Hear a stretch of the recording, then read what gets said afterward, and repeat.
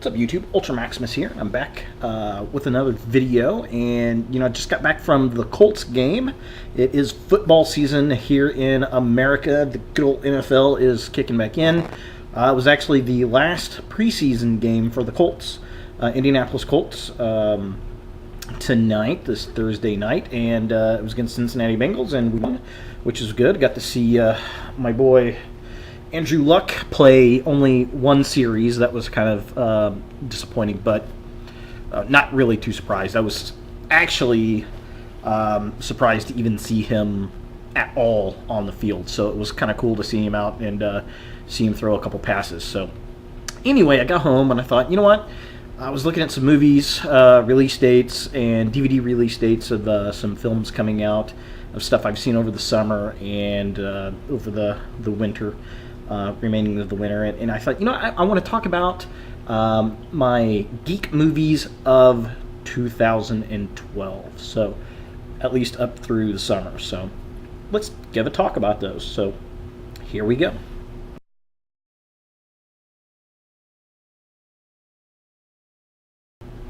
All right, my number 9 spot movie that I want to talk about on my geek list here is Ghost Rider, Spirit of Vengeance. This came out back in February, and I'm going to do a Blu-ray 3D review on it, so I'm not going to talk about it too terribly much. It was a 3D movie. It was fun. It was a sequel. It was what it was. It was a sequel film, and it had a completely different feel in this one than the first one. The first one was very, very studio Hollywood. This one has a little bit more independent film type of feel to it. It's a bit grimier, more like some of the comic books, I guess. The Ghost Rider comics, the Ghost Rider character is way cooler in this one than he was in the first one. He's just gritty and gnarly, and every time he gets into a new vehicle, it kind of flames out and everything. There's this cool killer scene with a digger machine that he does, and it is very nice. And I think the motorcycle in the first one was cooler than this one, but that's just me. The plot of this thing, he's tooling through Europe. He runs across, I think she's a gypsy who basically has the son of the devil, and they're trying to protect him, and he makes a deal with these priests, and there's a real nice cameo that I'm not going to get into. I'll save that for the Blu-ray 3D review, and basically makes a deal with him. If he protects the kid, brings the kid to him to be saved, then they'll help remove the curse of the Ghost Rider. So that's the basic plot to the thing, and it just has a very dark feel to it. The 3D in it's pretty nice. It was fun to go see at the theater, and I think it did well enough that we'll probably see a third film, and if we do, it'll probably be the last film for sure. So it was fun. If you're a comic book geek, it was fun to go out and see in February. There really wasn't much out at the time, so I think it did decent enough that they'll probably look into a third film. So hey, Ghost Rider, can't go wrong with a flaming skull of death, right?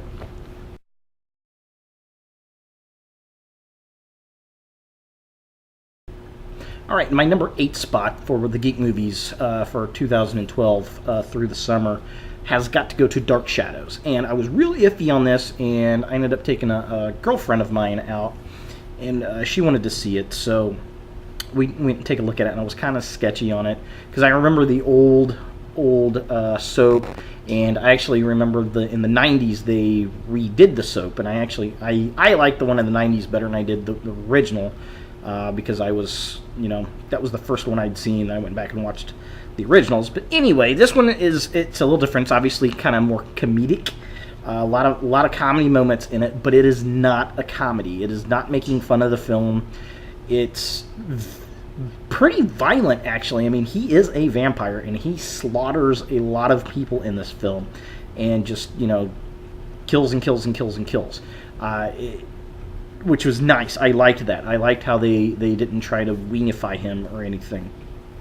It was interesting to see, was it Helena Bonham Carter, or whatever her name is. I think she was wearing a fat suit in the film, because she looked kind of thick except in the head and hands, which was kind of odd. And it was a period piece, which was very cool. It was in the 70s, and which was nice. It harkened back to the it was a nod to the old TV show because that was the original show had come out. So that was very nice. That was very cool, and some really nice gag scenes. Michelle Pfeiffer did a fantastic job. I was really surprised to see her. I didn't expect her to be in the movie, so all the trailers I'd seen, she wasn't in the trailers.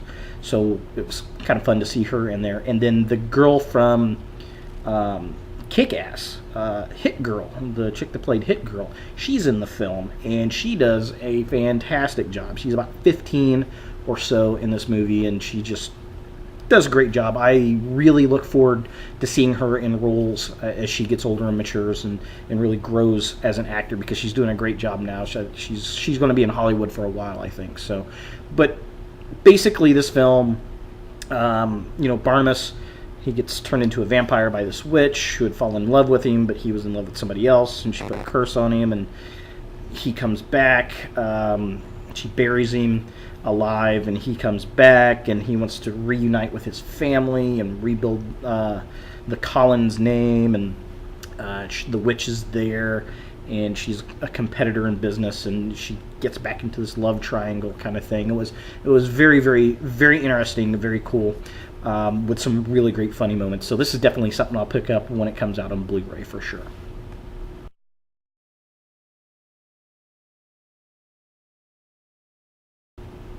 Okay, so number 7, I've got Men in Black 3 in my list of summer geeky movies 2012. And this was a pretty fun film. I went to see this. It was in 3D, and I went to the cheap theater to go see the second-run theater to see this one. And it looked pretty funny, and I'm like, okay, I didn't really know what to expect out of it. And it is what it is. It's the third sequel in a series, and it's a little watered down. I will give it that. But there are some unique things in it. Like, we get time travel where Will Smith's character, Jay, goes back in time, and there's some pretty funny social jokes there. We get some nods to the original Men in Black. They kill off Zed's character right at the beginning. You start off with his funeral, which I was wondering how they were going to bring that into play. And also the pug, the talking dog. I can't remember that character's name to save my life right now, but there's some really nice nods to him in Will Smith's apartment, and when he goes back in time to this carnival, they've got the talking pug as one of the billboard signs, which is pretty funny. And all in all, it was relatively well done. It was entertaining. I will definitely do a Blu-ray 3D review when it comes out on disc. But, it's not something that's like, oh my god, I gotta make sure that, go see this kind of thing. It's a fun afternoon film to watch, period. So, are they going to make another one? I don't know. I don't think they need to make another one. I think this is decent enough. I was surprised how long between number 2 and 3. I didn't realize there were 14 years? They make mention of it in the film. I'm like, no. Oh, wow, it has been a while since we've seen a Men in Black movie, so that was kind of interesting. But all in all, it was not a bad film. It was a fun day at the cinema. So what are you going to do?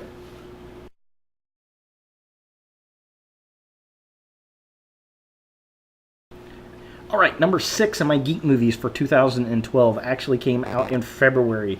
Another one that came out in February. It was Star Wars Episode 1, The Phantom Menace in 3D. And I was really looking forward to this film, and it did not let me down at all. I mean, I knew what the film was going into it. It is what it is. It's Star Wars Episode 1. But I was really looking forward to seeing it in 3D, and it came through. It was really fun, really nice. We went seeing it on opening night at midnight, the midnight showing. And what really cracked me up, as I was sitting there with a friend of mine, and we're looking around at the people who were going to the premiere, and there were some people dressed up and such. But it really hit me. The people who went to that premiere were little kids, or not even alive, when Episode 1 first came out in 99. Because it's been, 10, 12, 13 years now since the original Episode 1 came out in 1999, which, looking back, they were probably really little when it came out. So we're going to see it in the theater. And some of these kids had never seen it in the theater before, which I thought was kind of interesting. I'm like, wow, they were in the same spot I was when I went to see Episode 1, The Phantom Menace, going, man, I haven't seen a Star Wars movie since Return of the Jedi came out 20 years ago. And back then, heck, it was, 13 years, about the same amount of time, and that was kind of interesting from a social point for me. But the film itself looks good in 3D. I'm glad they're going to do episodes 2 and 3 next year. They're going to release them back to back within a month, I think, of each other, which paves the way for the real trilogy to get released, which will be fun. And I think they're going to do the Indiana Jones stuff, and Jurassic Park comes out next May or June. I can't remember. In 2013. So I'm definitely looking forward to that. Great 3D shots. I'm highly anticipating the Blu-ray 3D release of it, but unfortunately we have no release date. It was originally slated for spring of 2012. It didn't come around, and now it's being tied to a Panasonic home entertainment pack. So it'll probably replace Avatar as the special little giveaway with the 3D glasses. So I'll probably have to spend $100 to get this bloody disc, but I will definitely get it because it's Star Wars in 3D. The lightsaber battles are awesome. Space scenes, awesome. You can't go wrong. Gungans in 3D. Well, that wasn't all that awesome. Yeah.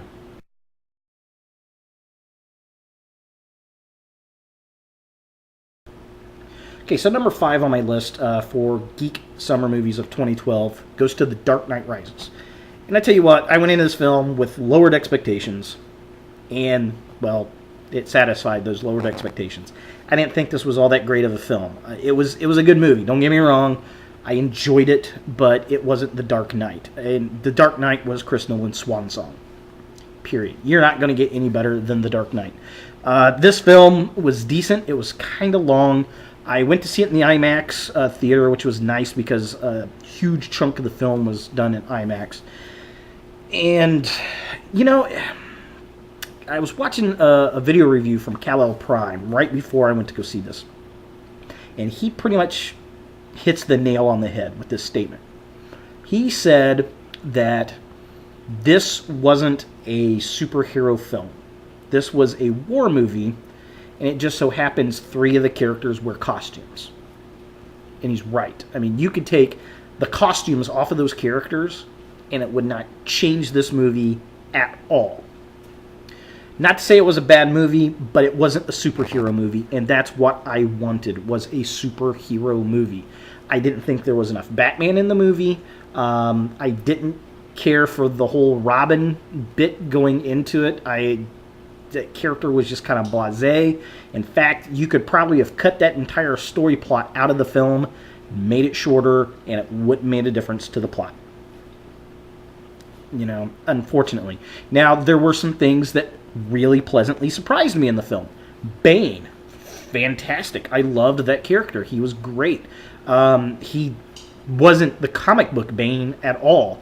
He didn't use the venom to strengthen himself. He was just a big badass.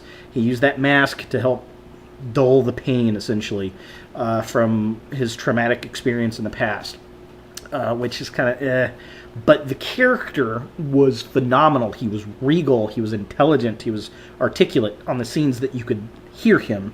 They had to redub some of the tracks because they were so bad, and I wish they would have redone the whole thing to make it uniform, because you can tell the ones they've redone. And he sounds like Sean Connery. But I love, he's just like, and he doesn't chase anybody. He doesn't lunge at any. He waits for things to come to him, and he just smashes. And he was very impressive. That character was awesome. Kudos to Tom Hardy for that. Absolutely. Another pleasant surprise to me was Catwoman. I had thrown Anne Hathaway away as Catwoman. I thought she was going to be horrible, and she was awesome. Probably the best rendition of Catwoman that we've seen on film to date. I mean, she was hot. She was very witty. She was articulate. She was a badass. She was devious. She was sarcastic. Everything that you would want in Catwoman, she gave, and that was awesome. I was disappointed in Alfred's character. He was a bit of a pussy. And it didn't make sense from the other two films, how he keeps building up Bruce Wayne into, you're something more, you're, this legend and this and this and this, and he builds and builds and builds, and in this one he's like, man, you should stop, I don't want to have to bury you too, and it was just like, what the fuck? Really? What the hell happened to Alfred? And that was disappointing. So I mean, all in all, I mean, the film was good. It was essentially a cross between the Nightfall story arc, where Bane breaks Batman, and the No Man's Land story arc, where Gotham is separated from everybody from the rest of the world. So it's kind of a mix between those two. And the one thing I wish they would have done, and that would have made me perfectly fine with this film, they should have took some footage of Heath Ledger as the Joker when they break out Arkham, have him in the shadows, just CG it up, and just use some, because I know there's audio tracks of him out there, and they should have had a line, something to the effect of, now this is chaos, and just have that laugh echo down an alley. That would have been beautiful. Beautiful, beautiful, beautiful. But, alas, we had nothing like that. Which didn't make any sense, because that character would have been out somewhere. But we do have a really nice cameo by Dr. Crane. So it was what it was. It was the third Batman movie. I knew it wasn't going to be The Dark Knight, and that's what I got.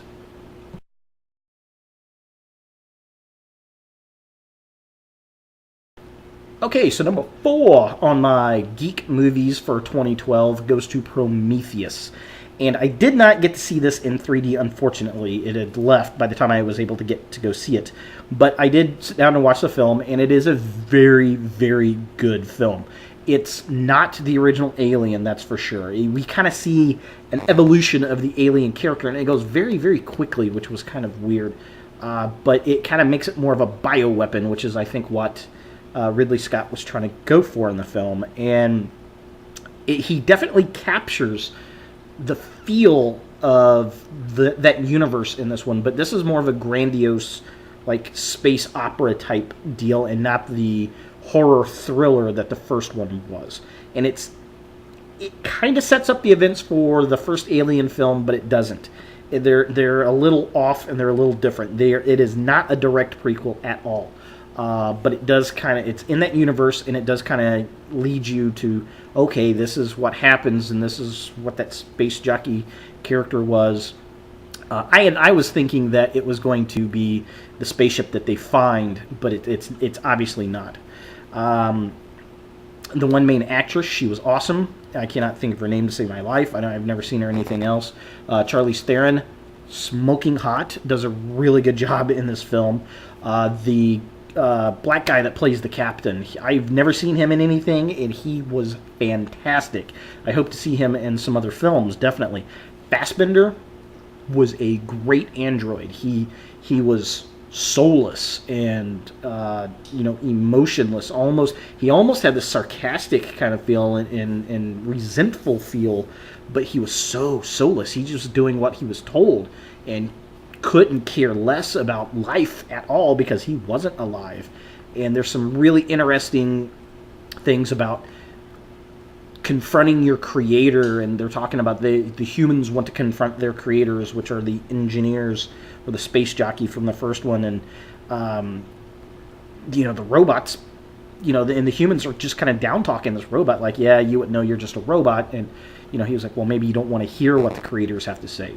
Basically, yeah, look, I'm in the same spot here. And, that was really nice. And Fassbender did such a great job. And he's such a brilliant actor, because if you look at him as Magneto in X-Men First Class, which was another great performance, totally different in this film, which I give him high praise for. Very cool, very nice. I can't wait to see him in other films. It was a fun movie, and it was pretty much what I was expecting from Ridley Scott. So definitely cool. I can see them doing another one. I don't know if he is going to or not.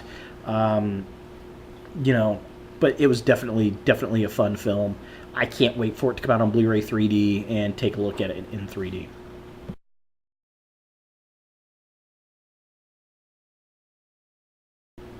Alright, so number 3 goes to The Amazing Spider-Man. And this was kind of between this and Prometheus. I was kind of, And this one eked out into number 3 because it was a little bit more fun. It was less heavy than Prometheus, and just a little fun. And they did a good job with casting of Garfield and Emma Stone. Andrew Garfield and Emma Stone were great together. Dennis Leary did a great job. It was a fun little movie. The thing of it is, though, I don't think we needed another origin story. It seemed to take forever for him to become fucking Spider-Man. It was like, okay, when's he going to be Spider-Man? When's he going to be Spider-Man? When's he going to be Spider-Man? It's like, come on, let's go, let's get it on. And I think they just took too long to do that. That being said, everything else was pretty well done. It was a little forced to have Emma Stone as an assistant or whatever you want to call it, intern for Dr. Connors, the Lizard. That was all a little too forced and all that kind of jazz. But overall, it was pretty decent. I did like the Lizard. I didn't know how that was going to be, but it turned out to be really good. Looked good visually. Great scenes. Garfield does a great job as Spider-Man. I cannot wait.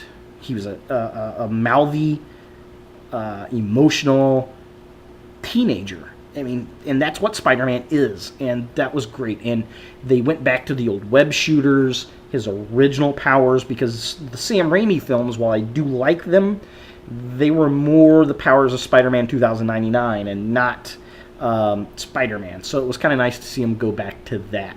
And I'm definitely, now we got the origin story out of the way, I'm looking forward to the next Spider-Man adventure. So that will be definitely fun, and this looked amazing in 3D. So I can't wait for the Blu-ray 3D to come out.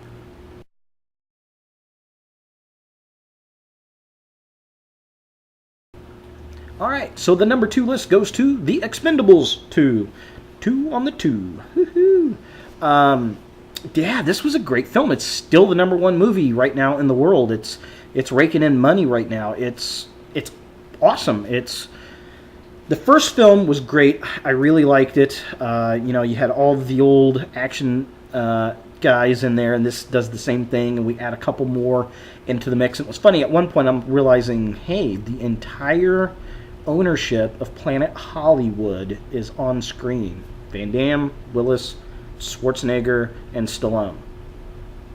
I'm like, huh, interesting. But yeah, it was just really great seeing all the characters. Jet Li's character is not in it very much. He kind of leaves at the beginning. They replace him with this chick who... She does this throughout the whole movie, which is very strange. Basically, there's a new character. It's Chris Hemsworth's brother. I can't think of his name.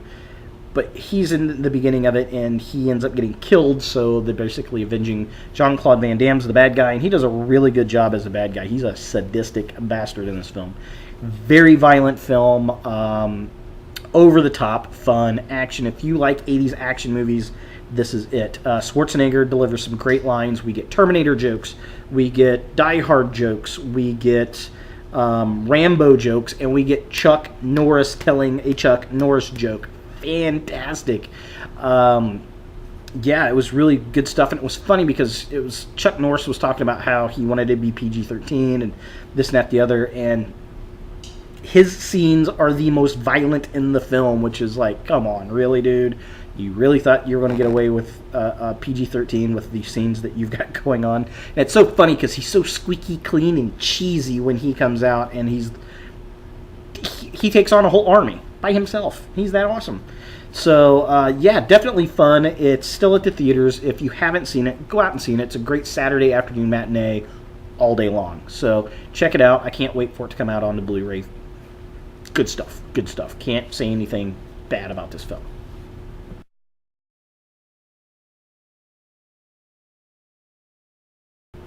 All right, so the number 1 spot for Geek Movies of the summer of 2012 has got to go to The Avengers. I went into this movie, and I'm going to tell you, I had zero expectations for this film. I thought it was going to be horrible.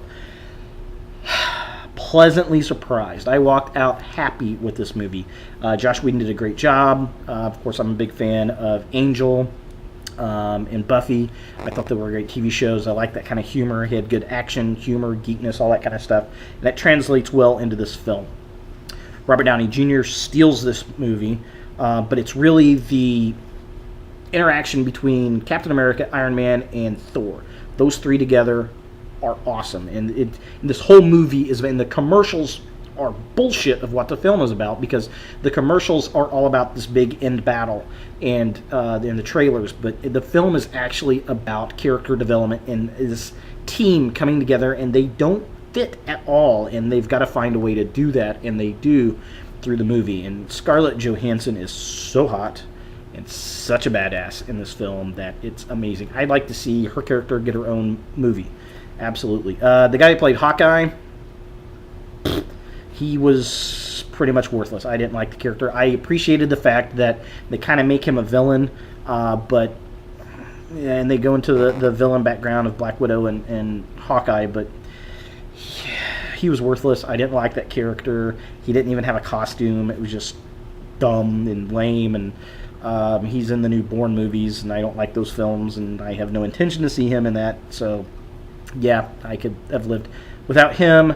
Also, the other thing that kind of disappointed me was it Mark Garofalo or what? I don't know what his name is. The guy who played Dr. Banner, Bruce Banner. He was terrible. I didn't like him. He was too big as the Hulk. He looked like a football jock. I didn't care for his acting style. He had a few decent lines. Just, it was a fail. They should have had Ed Norton in it, absolutely. Ed Norton was a perfect Bruce Banner. But negotiation schedule, money, all that kind of jazz. Norton's probably a jerk to work with, who knows. But it's a shame they didn't get him. Now, what I did like, when he turned into the Hulk, it was like a horror movie, which was awesome.